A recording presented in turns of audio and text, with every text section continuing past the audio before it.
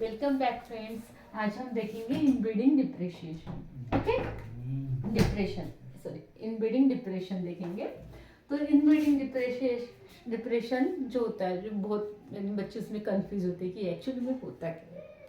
Actual में आपको पता है कि जो सेल्फ पॉलिनेटेड स्पीसीज है उसमें कंटिन्यूस सेल्फिंग होते रहती है, सेल्फिंग होते रहती है, तो भी वो कैरेक्टर वैसे के वैसे शो करते हैं, यानी उसमें कोई लॉस नहीं होता। जैसे अपन राइस है, वीट है, क्या करते हैं अपन, कंटिन्यूसली अपन ग्रो करते हैं और कंटिन्यूसली वैसे के वैसे वो प्रोपोगेटेड होती है, वैसे के वैसे वो क्रॉप वैसे ईल्ड देती है। लेकिन ये प्रॉब्लम कब होती है, अगर हमने क्रॉस पोलिनेटेड क्रॉप में अगर अपन ने सेल्फिंग कर ली है, in cross pollinated crop, pollinated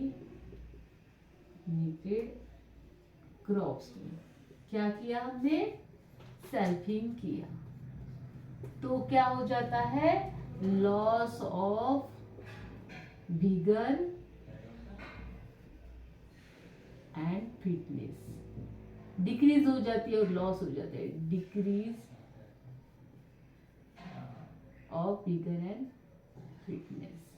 okay, जो भी विगर है, जिसका जो स्ट्रेंथ है, पावर है, वो कम हो जाती है, फिटनेस कम हो जाती है, किसमें, उसके प्रोजेनी में, उनके प्रोजेनी में। जो भी ये प्रोजेनी बनाएंगे, ये प्रोजेनी सेल्फिंग के बाद जो प्रोजेनी बनाएंगे, वो प्रोजेनी कैसी होगी, वो फिट नहीं होगी, ज्यादा ज्यादा विगर नहीं होगी।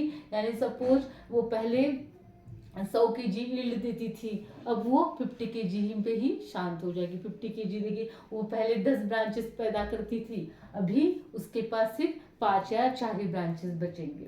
इस ऐसी तरह वो प्लांटलेट ही समझ में आ जाते हैं कि इसमें सेल्फिंग हुई है, उसने कुछ दूसरे प्लांट का जो भी पोलन ग्रेन था या कुछ था वो नहीं लिया है।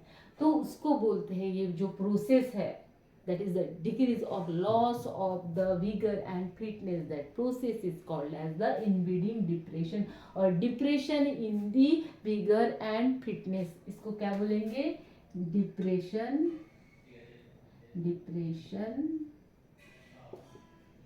और decrease in fitness and vigor in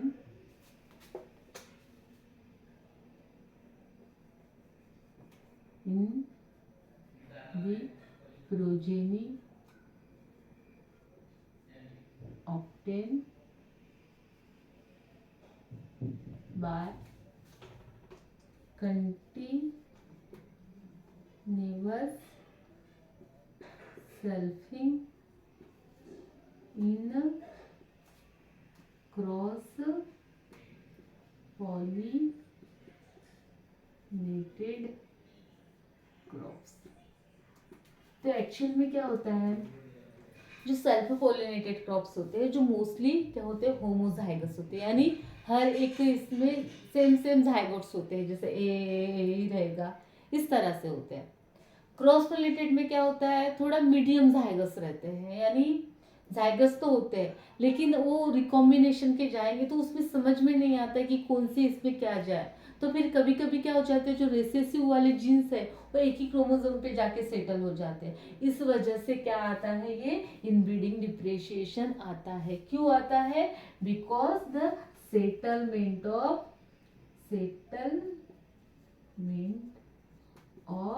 negative recessive gene on one chromosome, एक ही क्रोमोसोम पे अगर आ गए तो क्या आएगा, उसके ऊपर डोमिनेंट तो नहीं था कोई कंपेयर वाला, तो वही खुद ही एक्सप्रेस करेंगे। तो वो कैसे थे, डिलीटेरियस थे, निगेटिव थे, वो कुछ अच्छा एक्सप्रेशन नहीं देने वाले थे। तो इसी वजह से वो क्या हो जाता है, वो उसका विगर लॉस हो जाता है। क्यों लॉस होता है उसका, अगर मॉलिकुलर मैकेनिज्म देखेंगे तो सपोज आप ये ले लो, ये हो गया अपना होमोजाइगस का।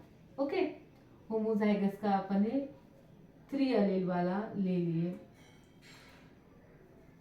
वो ओके, दो एलील वाला, 2 जीन वाला ले लिए, तो ये हो गया। तो सिंपली ये क्या होगा, ऐसे गैमेट्स बनाएगा। ओके, ऐसे गैमेट्स। लेकिन अगर अपने पास A B B, C D E, यानी जितनी ज्यादा हेटेरोजाइगोसिटी है, जितनी ज्यादा हेटेरोजाइगोसिटी, अगर ये सेग्रीगेट होंगे तो किस तरह से होंगे?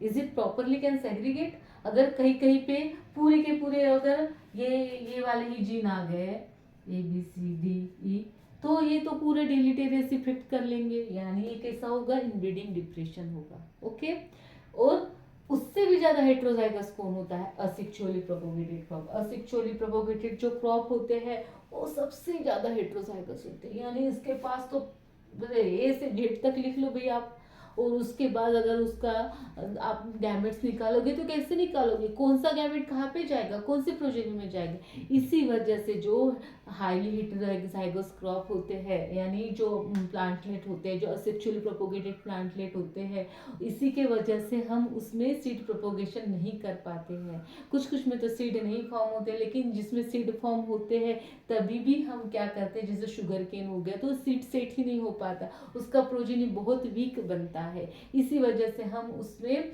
सीड प्रोपोगेशन के लिए नहीं जाते हैं। क्यों नहीं जाते? क्योंकि उसका हेटेरोजाइगोसिटी जितने ज्यादा जाइगोट रहेंगे, वो प्रोजेनी में कैसे डिवाइड होंगे? नहीं हो सकते ना इजीली डिवाइड।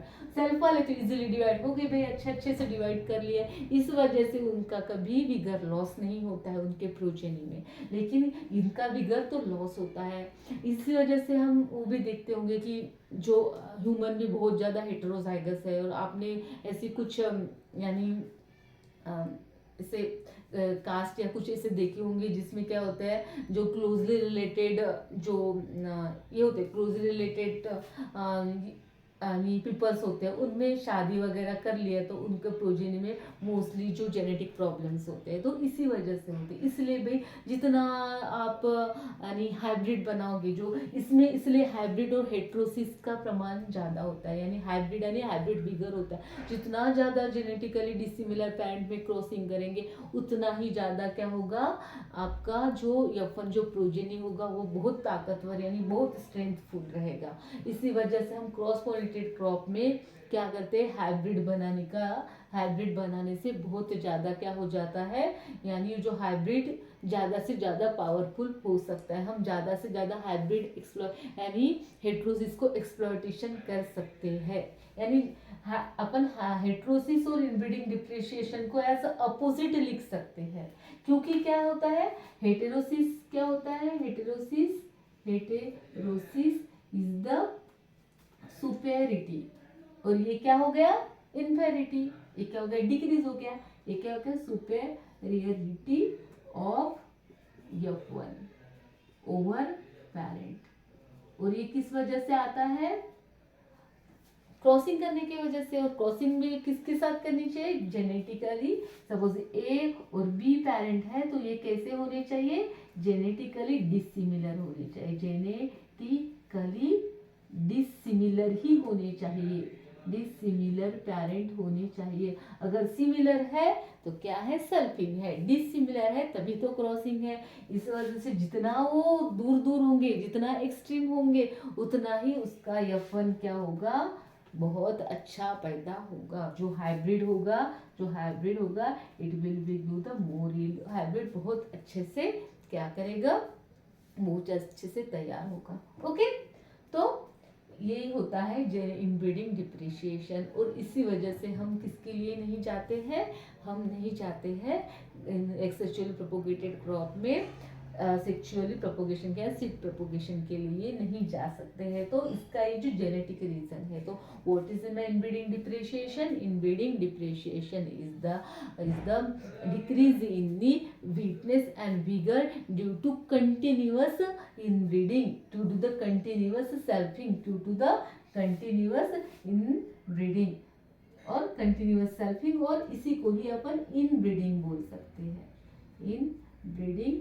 बोल सकते हैं। इनब्रीडिंग जो वर्ड है वो मोस्टली किससे रिलेटेड है, क्रॉस पॉलिनेटेड क्रॉप से रिलेटेड। जब भी हम इनब्रीडिंग का वर्ड यूज करेंगे तो ये सोच लेना है कि हाँ ये क्रॉस पॉलिनेटेड क्रॉप है, इसलिए हम इसमें इनब्रीडिंग बोल रहे हैं, वरना फिर सेल्फिंग बोलेंगे, या फिर मैंने ऑलरेडी बताया कि क्लोन्स, इनब्रिड्स और प्योर लाइन्स में क्या डिफरेंस होता है। क्लोन्स यानी क्या होता है, असेक्सुअली प्रोपोगेटेड क्रॉप में अगर पैरेंट के जैसे प्रोजेनी बनानी है तो उसको क्लोन्स बोलेंगे। क्रॉस पॉलिनेटेड क्रॉप में पेरेंट की जैसे प्रोजेनी बनानी है तो इनब्रिड्स लाइन बोलेंगे, और सेल्फ पॉलिनेटेड क्रॉप में पेरेंट की जैसे प्रोजेनी बननी है तो प्योर लाइन्स बोलेंगे। Okay friend, thank you. If any you have doubt then can ask me. Thank you friends.